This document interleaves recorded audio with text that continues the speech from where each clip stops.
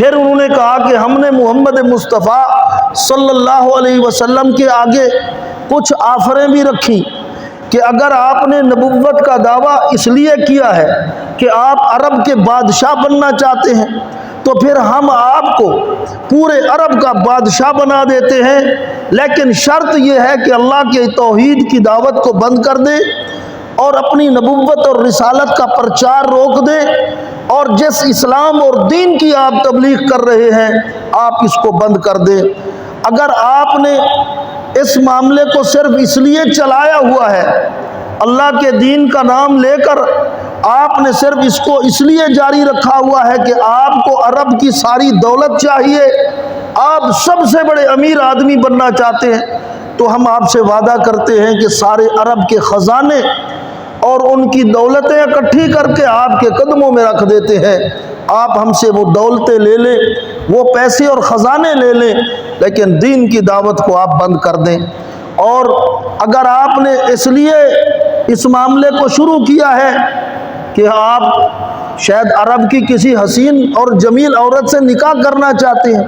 ہم آپ کی اس شرط کو بھی پورا کرنے کے لیے تیار ہیں۔ ہم عرب کی خوبصورت عورتیں آپ کے سامنے لا کے کھڑی کر دیتے ہیں، جس کا نام آپ کہیں گے ہم آپ کے عقد میں دے دیں گے، لیکن ان سب کے باوجود بھی آپ صلی اللہ علیہ وسلم نے ان کی ہر آفر کو ٹھوکر ماری، اور آپ صلی اللہ علیہ وسلم نے فرمایا یہ تو ممکنات ہیں،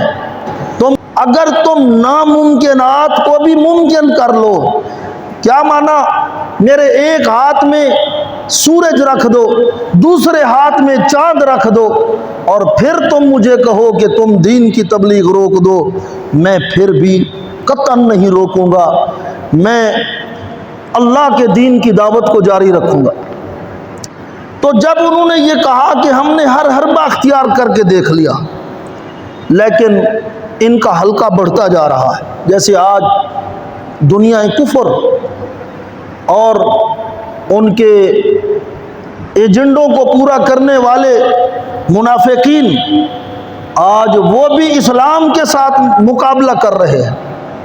آج وہ بھی اسلام کے آگے رکاوٹیں کھڑی کر رہے ہیں، اور جو مخلص اسلام کو پھیلانے والے اور اسلام کا دفاع کرنے والے، جن کے دامن کے اوپر کرپشن کا ایک داغ نہیں،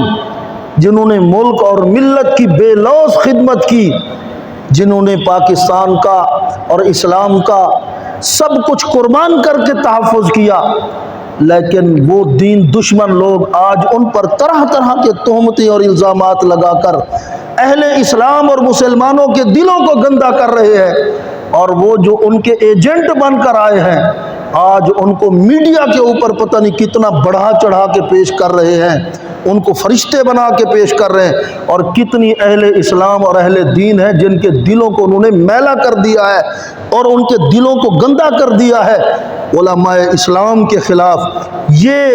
یہ کفار کی دین دشمن طبقات کی پرانی سازشیں ہیں، یہ پرانی چالیں ہیں، لیکن کل بھی ان کی وہ چالیں ناکام ہوئی تھی، آج بھی ناکام ہو رہی ہیں، اور انشاءاللہ قیامت تک ناکام ہوں گی، اور ان قریب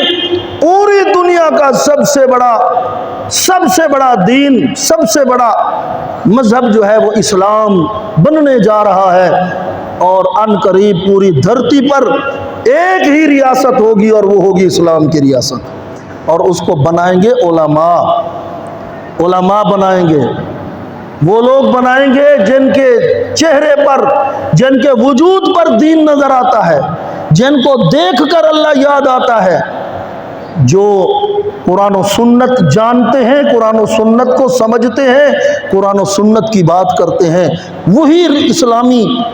ریاست لائیں گے، وہی مدینے کی ریاست بنائیں گے، کوئی اور آ کر نہیں بنائے گا۔ اللہ ہمیں اس کی سمجھ عطا فرمائے، علماء کے ساتھ اللہ ہمیں وابستہ رکھے، اور ان سے ٹوٹیں گے برباد ہو جائیں گے، دین تباہ ہو جائے گا۔